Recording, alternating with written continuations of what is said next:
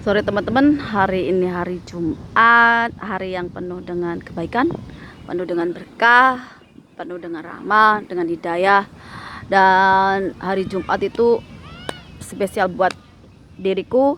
Dan aku seminggu ini ibaratnya nyimpen sakit hati, nyimpen dendam. Dan hari ini aku melepaskan. Karena apa? Karena seminggu ini aku belajar tentang bahwa sakit hati, dendam, dan kemarahan itu hanya menjadikan kita itu gelap mata, berpikiran cepat. Kita itu gak bisa mengenali Tuhan secara hakikat, secara rohani.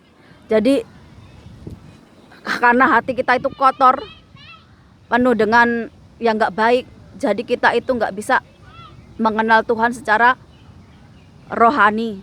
Dan karena Tuhan itu mengajarnya cinta kasih, ketulusan, sabar, ikhlas, itu dari hati, maka yang dibersihkan itu adalah hati. Bagaimana membersihkan jiwa kita yang kotor, hati kita yang kotor itu untuk menjadi lebih baik. Dan dari sini, dari daratan Cina ini aku belajar tentang takdir, tentang dharma, tentang kebajikan, tentang karma. Itu lebih mendalam lagi. Karena apa? Karena aku belajarnya secara rohani, secara spiritual. Jadi segala sesuatu itu sesuai dengan perjalanan hidup. Dan dari leluhurku, dari tanah Jawa, dari nenek moyangku, aku itu mendalami spiritual rohaninya lebih ke tauhid, yaitu adalah Tuhan yang menciptakan langit dan bumi, yang menciptakan seisinya ini, baik manusia, tumbuh-tumbuhan, hewan, makhluk gaib, dan sebagainya. Dan aku juga punya sifat yang otentik, artinya memang udah ditanamkan dari kecil lagi. Mulai aku suka menyendiri, aku ditanamkan rasa adil, rasa bagaimana membela kebenaran dan kebaikan. Itu semua lahir secara natural, artinya aku itu memang dari kehidupan ini dimunculkan sedikit demi sedikit. Dan aku belajarnya gini, kita kalau belum merasakan namanya ketidakadilan, kita belum merasakan yang namanya kita itu benar tapi disalahkan, ketika kita itu belum merasakan apa namanya, belum mendapatkan kebaikan, kita nggak akan bisa belajar tentang rasa, tentang perasaan, bagaimana kita bisa memahami orang lain, bagaimana kita bisa merasakan orang lain. Kalau kita sudah merasakan ketidakadilan, berarti kita akan bisa merasakan penderitaan orang lain yang belum mendapatkan keadilan. Kalau kita belum merasakan namanya kita berbuat baik tapi masih disalahkan, kita itu gak bisa menilai orang lain yang berbuat baik, berbuat benar, tapi masih dibengkokkan, masih ditutupi, kadang-kadang malah dimatikan. Itu namanya ngolah rasa, ngolah batin, spiritual rohaninya. Itu udah turun-temurun dari mulai tanah Jawa sampai ke daratan Cina ini adalah olah rasa, olah batin. Memang beda. Kalau yang bagian utara ini atau daratan Cina ini lebih ke langit, artinya apa? Dharma, bakti, mendedikasikan hidupnya ke Tuhan. Kalau tanah Jawa, Nusantara ini lebih mendedikasikan hidupnya ke alam semesta, yaitu apa? Menegakkan keadilan, kebenaran, kebaikan. Jadi manusia hidup itu gak cukup dengan baik, tapi juga perlu adil, juga perlu dengan benar.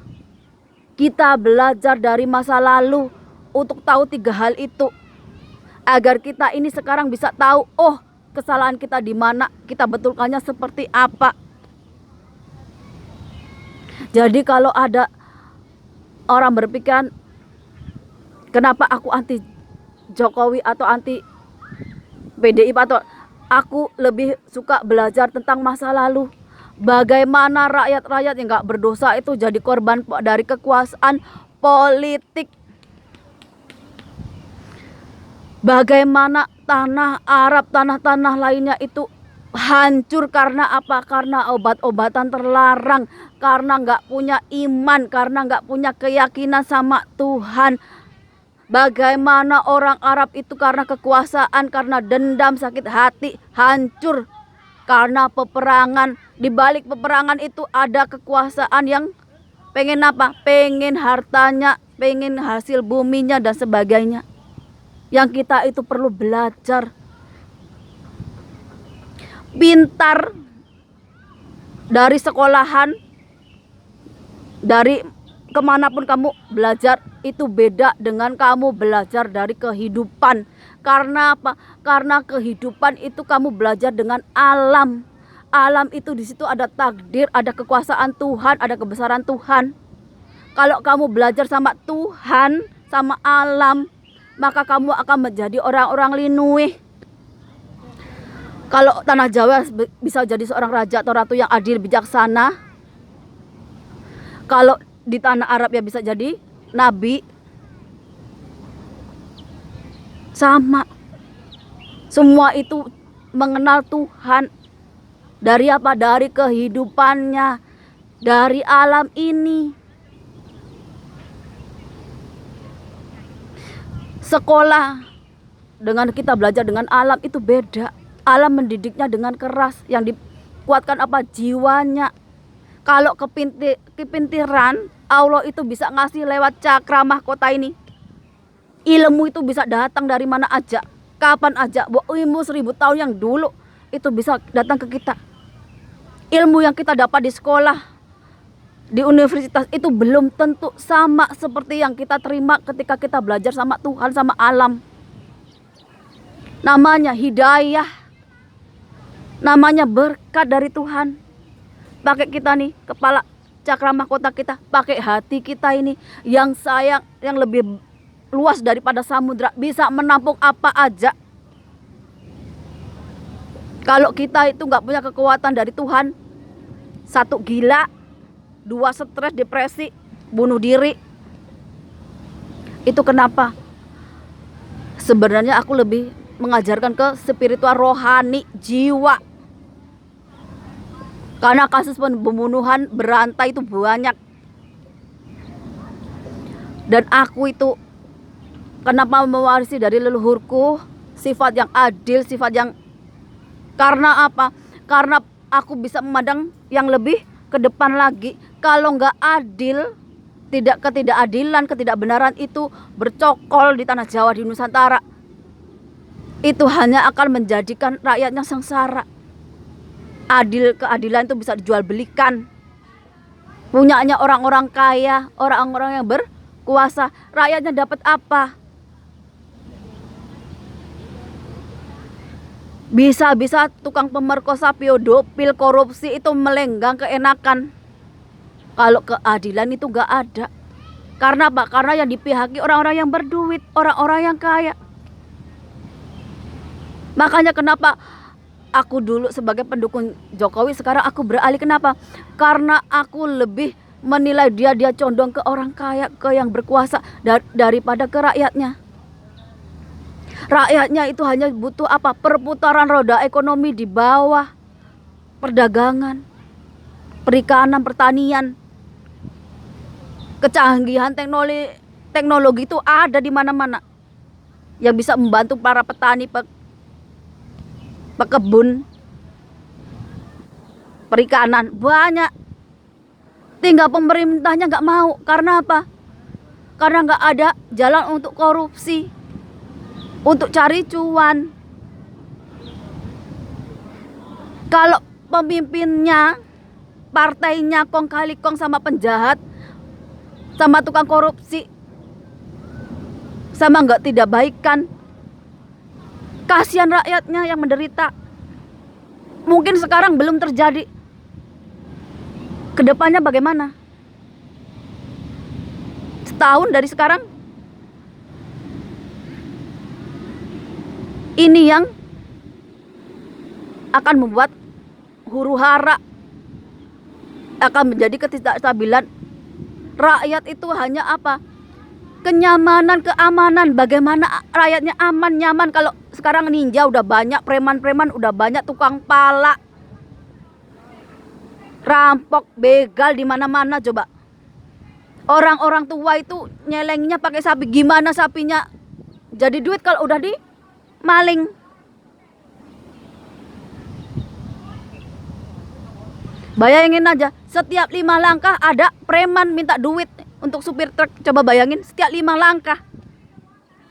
Kalau 5.000 udah kalikan berapa coba? Cara berpikirnya, bagaimana pemimpinnya, pemerintahnya itu bukan mikirin yang di bawah-bawah biar aman, nyaman, kriminalitasnya itu menurun. Cuman asik membangun, tapi moral, etika, budi pekerti yang di bawah jatuh total.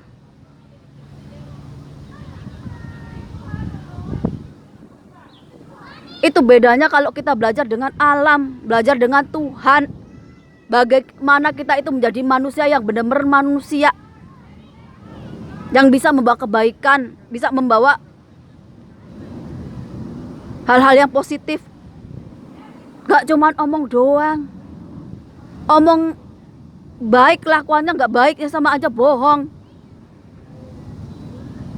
Orang Jawa, orang Nusantara itu gak diajari untuk serakah, menghalalkan segala cara untuk jadi penguasa ataupun hal-hal yang gak baik. Kenapa? Karena ujung-ujungnya kamu sendiri yang akan masuk neraka, kamu sendiri yang akan sengsara. Contohnya Ken Arok, bagaimana dia dengan keturunannya itu cuma berkelahi, saling membunuh. Bagaimana Soeharto ketika mau berkuasa, berapa ratus ribu orang yang harus jadi korban karena politik, karena kekuasaan. Kalian gak mau belajar dari itu, sehingga segala cara kalian lakukan buat kekuasaan, buat politik. Yang apa? Yang nanti hanya akan membawa kehancuran tuh bangsa kalian sendiri. Orang lain menilai orang Indonesia itu rendah. Kenapa? Karena pemerintahannya yang korup, bersekutu dengan hal yang gak baik.